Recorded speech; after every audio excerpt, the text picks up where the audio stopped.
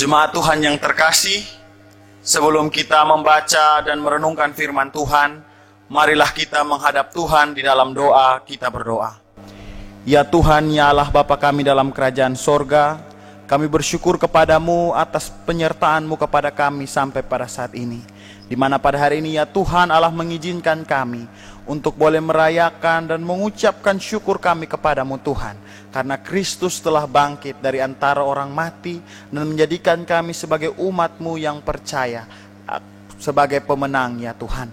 Bapa dalam kerajaan sorga, Bapa dalam nama Tuhan Yesus, kami akan membaca dan merenungkan kebenaran firman-Mu pada syukur Paskah kami saat ini. Engkau mari memberkati firman ini ya Tuhan, agar firman ini dapat menjadi berkat dan pedoman kami dalam kehidupan kami tiap-tiap hari. Hamba-Mu yang Kau pakai untuk menyampaikan kepada kami kebenaran firman-Mu ya Tuhan, Engkau menyertai dan memberkati hamba-Mu ya Tuhan. Ini doa, ini permohonan kami dalam nama Tuhan Yesus kami berdoa. Amin. Jemaat Tuhan yang terkasih, pembacaan kita pada hari ini terambil dari surat Paulus kepada jemaat di Kolose, pasalnya yang pertama, ayatnya yang ke-15 sampai 23. Kitab Kolose pasalnya yang pertama, ayatnya yang ke-15 sampai ayatnya yang ke-23, dengan perikop keutamaan Kristus. Ia adalah gambar Allah yang tidak kelihatan, yang sulung, lebih utama dari segala yang diciptakan, karena di dalam Dialah telah diciptakan segala sesuatu yang ada di sorga dan yang ada di bumi, yang kelihatan dan yang tidak kelihatan, baik singgasana maupun kerajaan, baik pemerintah maupun penguasa. Segala sesuatu diciptakan oleh Dia dan untuk Dia. Ia ada terlebih dahulu dari segala sesuatu, dan segala sesuatu ada di dalam Dia. Ia adalah kepala tubuh, yaitu jemaat. Ialah yang sulung, yang pertama bangkit dari antara orang mati, sehingga ia yang lebih utama dalam segala sesuatu. Karena seluruh kepenuhan Allah berkenan diam di dalam Dia. Dan oleh Dialah ia memperdamaikan segala sesuatu dengan dirinya, baik yang ada di bumi maupun yang ada di sorga, sesudah ia mengadakan pendamaian oleh darah salib Kristus.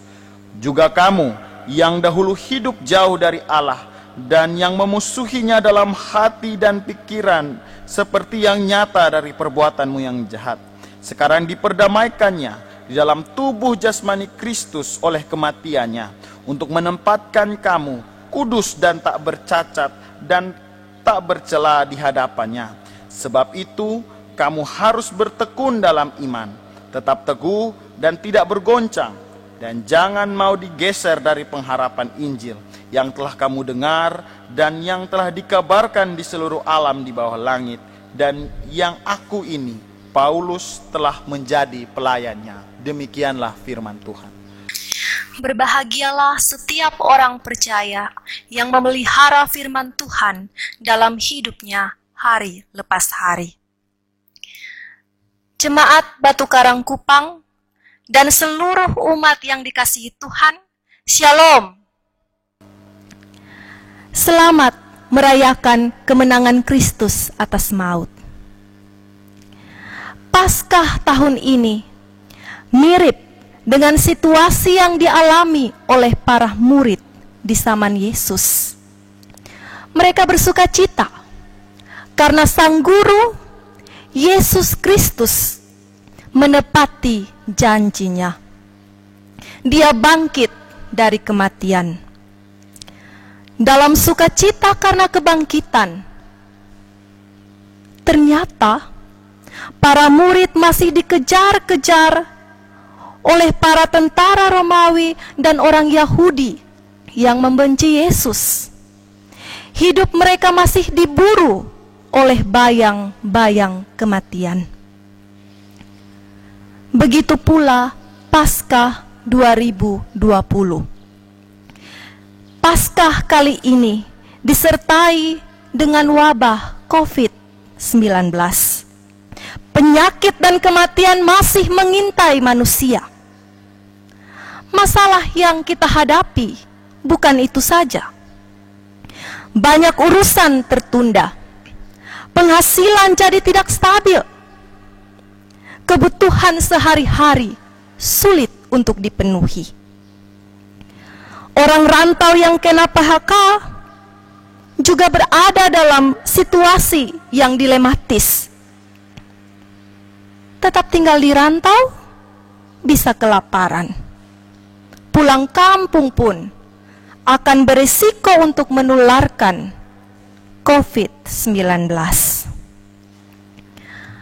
Kota kita, Kota Kupang, yang biasanya ramai pada hari Senin sesudah Minggu Paskah, menjadi sepi. Tidak ada pawai kemenangan seperti tahun-tahun sebelumnya. Keadaan ini menggiring kita umat Tuhan untuk memuji dan menyembah Tuhan serta berdoa dari tempat yang tersembunyi di rumah kita masing-masing. Kita berharap Allah Bapa yang melihat yang tersembunyi dapat menjawab seru doa kita.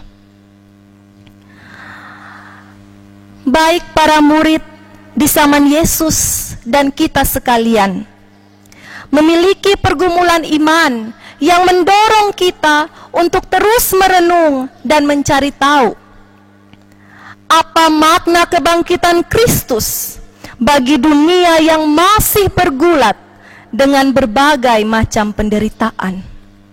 Apa makna kebangkitan Kristus bagi dunia yang sedang menderita? Perenungan itu dialami pula oleh murid Kristus yang sangat terkenal seperti Rasul Paulus. Dalam perayaan syukur Paskah ini, kita membaca Kolose 1 ayat 15 sampai 23. Di sini, Rasul Paulus merumuskan pandangan teologisnya tentang kematian dan kebangkitan Kristus untuk menjawab kebingungan jemaat Kolose. Salah satu sumber kebingungan jemaat di sana adalah ajaran doketisme. Ajaran ini menganggap bahwa Yesus tidak menderita secara jasmani, karena Yesus adalah makhluk surgawi. Yesus menjalani adegan penyaliban tanpa betul-betul merasakan kesakitan. Ajaran ini menolak sisi kemanusiaan Yesus yang bisa menderita, mati, dan bangkit sebagai manusia. Jemaat kekasih Tuhan, Rasul Paulus cepat tanggap akan masalah yang bisa ditimbulkan oleh ajaran tersebut. Paulus ingin jemaat Kolose segera paham bahwa iman pada kematian dan kebangkitan Kristus adalah inti dari kekristenan. Iman ini harus dipegang teguh. Kalau sudah paham, Paulus juga berharap agar jemaat tidak hanya menghabiskan energi untuk sebuah perdebatan teologis. Kapan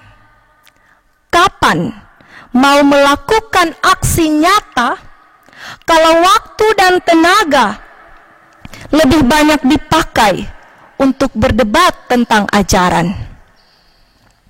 Masih banyak aspek pelayanan lain yang perlu diperhatikan oleh jemaat Kolose, terutama ketika jemaat sedang bergumul dengan berbagai macam persoalan. Pada dasarnya, iman pada kematian dan kebangkitan Kristus harus menuntun orang percaya untuk berubah menjadi manusia yang baru. Manusia yang berbelas kasih, manusia yang peduli kepada sesama, serta manusia yang hidup dalam kebenaran. Selain itu, kasihan anggota jemaat di Kolose. iman mereka bisa tergoncang kalau tahu bahwa Yesus tidak sanggup menanggung penderitaan jasmani. Ini akan menimbulkan keraguan bagi mereka yang mau membawa beban-beban hidup kepada Yesus.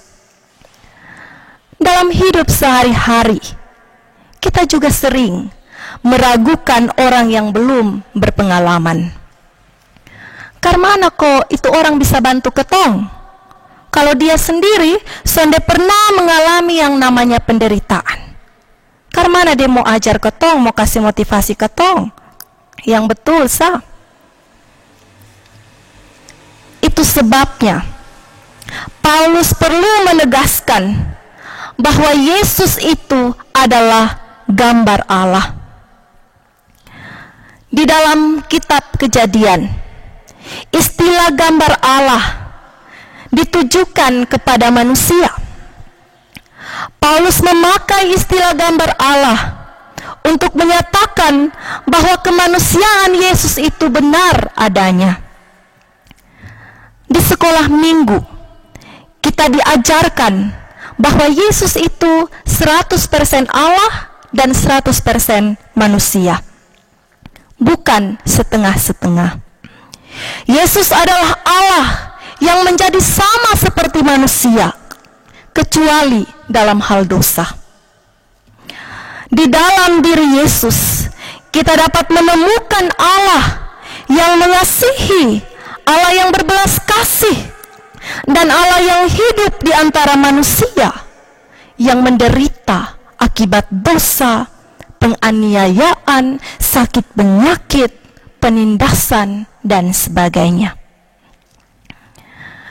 Sebagai manusia, tubuh jasmani Yesus pernah disalib sebagai korban pendamaian. Ini kabar baik bagi kita sekalian. Karena Yesus, anak Allah itu, bukan hanya tahu kondisi manusia, tetapi dia sudah mengalami langsung hidup sebagai manusia. Yesus sudah merasakan penderitaan hingga mati di kayu salib. Yesus juga mengalami kebangkitan sebagai karya agungnya. Karena itu, jangan ragu untuk membawa beban-beban hidup kita hanya kepada Yesus. Yesus sudah berpengalaman untuk menaklukkan kesengsaraan itu. Dan setelah kebangkitannya, baiklah kita juga berpikir bahwa tidak berarti bahwa manusia akan hidup enak-enak saja, tanpa ujian, tanpa tantangan. Tantangan dan ujian itu ada, tapi pada saat yang sama, kita punya pegangan yang kokoh, yang tidak lain adalah Yesus Kristus sendiri. Jadi jangan gentar, jangan takut menghadapi persoalan-persoalan di dunia.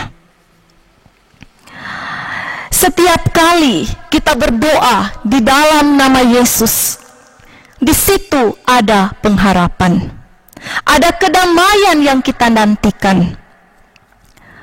Mari kita terus melaksanakan jam-jam doa kita, membawa pergumulan pribadi, pergumulan keluarga, pergumulan bangsa, serta dunia yang sedang dilanda oleh wabah. Kita berdoa dan bekerja, mengikuti teladan Yesus untuk bangkit dari penderitaan, bangkit dari keterpurukan, karena harapan itu ada di dalam Yesus yang bangkit dan menang. Jemaat Tuhan, sungguh menarik karena bacaan Alkitab hari ini juga memberitahukan siapa itu Yesus dari bingkai yang lebih luas dan kemudian mengerucut ke bingkai yang lebih sempit dalam hidup berjemaat. Secara luas, Yesus disebut sebagai yang sulung, yang utama dari segala ciptaan, karena di dalamnya semua diciptakan. Itu berarti percaya pada Yesus berkaitan erat dengan kepedulian kita kepada dunia dan isinya.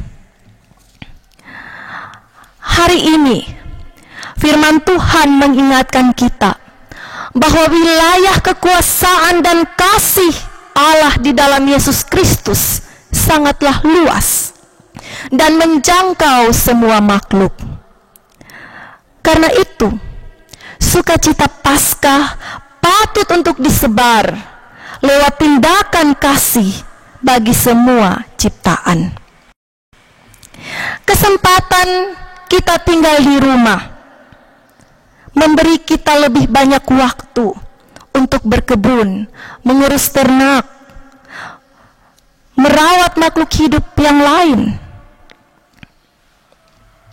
Kita pun berkesempatan untuk merawat kesehatan diri kita dan relasi dalam keluarga.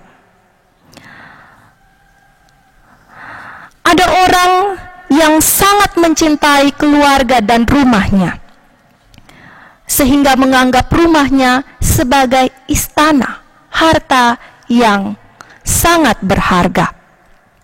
Tapi masih ada juga yang merasa rumahnya seperti neraka, karena terjadi pertengkaran terus-menerus.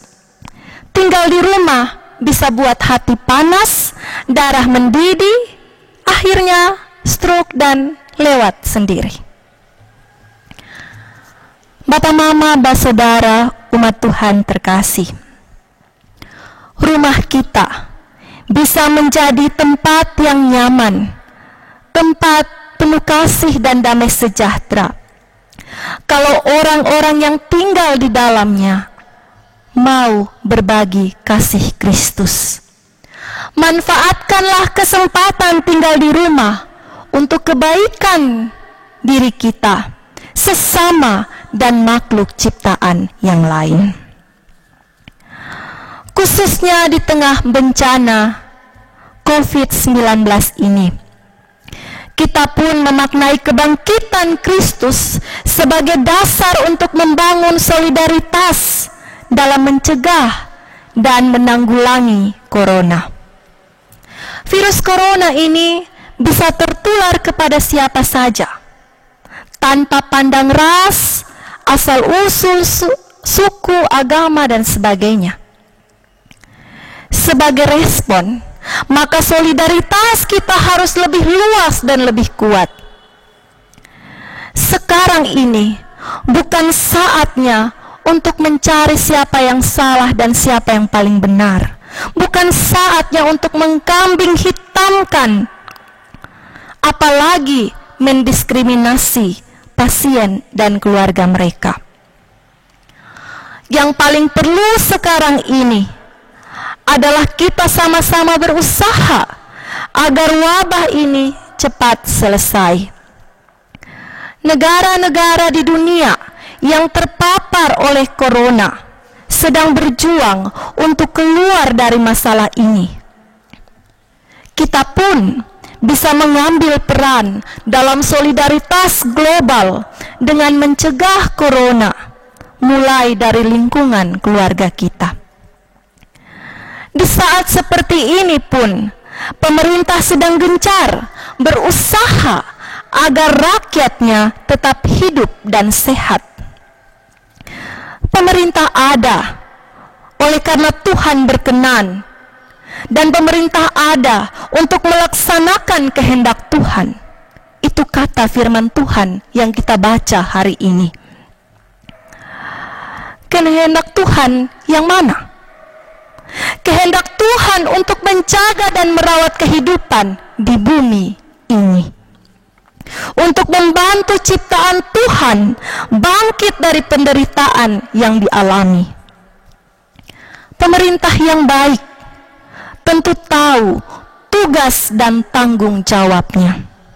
Dan sebagai warga negara yang baik, kita pun turut bergotong royong agar kita bisa bangkit bersama. Bapak, Mama, saudara-saudari kekasih Tuhan, Rasul Paulus juga menyebut bahwa dalam lingkungan berjemaat, Yesus adalah kepala dan jemaat adalah tubuhnya. Kepala harus tetap menjadi yang utama bagi kita sekalian. Dia yang mengarahkan kita untuk bertindak dalam kebenaran. Yesus sang kepala gereja sudah terlebih dahulu menempuh jalan kematian dan kebangkitan untuk memberi contoh bagi kita tentang arti perjuangan untuk hidup. Sebagai wujud syukur, maka Paulus tidak malu-malu untuk mengatakan bahwa dia adalah pelayan Injil yang disampaikan oleh Kristus. Kata pelayan berasal dari kata Yunani diakonos, yang kemudian diindonesiakan dan kita kenal menjadi kata diaken. Dalam menjalani kehidupan di dunia yang penuh dengan pergumulan ini, peran diaken atau pelayan sangatlah penting. Diaken berfungsi untuk menjaga orang percaya tetap berpegang pada pengharapan Injil, yaitu pengharapan bahwa Yesus sanggup membantu kita berjuang menjaga kehidupan. Terlepas dari jabatan gerejawi, setiap orang percaya, Bapak, Mama, saudara-saudari, dan saya, kita patut menumbuhkan spirit diaken, spirit pelayan di dalam diri kita masing-masing. Terutama saat bangsa ini mengalami krisis kesehatan. Kita terpanggil untuk menghayati hidup sebagai pelayan Tuhan yang mau bersedia untuk mendoakan orang sakit, menghibur orang yang cemas dan takut, menyalurkan diakonia bagi yang membutuhkan. Tuhan telah memperlengkapi setiap kita dengan talenta, keahlian, dan berkat masing-masing. Mari kita pakai semua anugerah itu untuk melayani Tuhan dan sesama, demi perjuangan mendapatkan kehidupan yang lebih sehat, lebih baik, dan lebih adil di bumi ini. Mari kita bangkit bersama Kristus. Amin.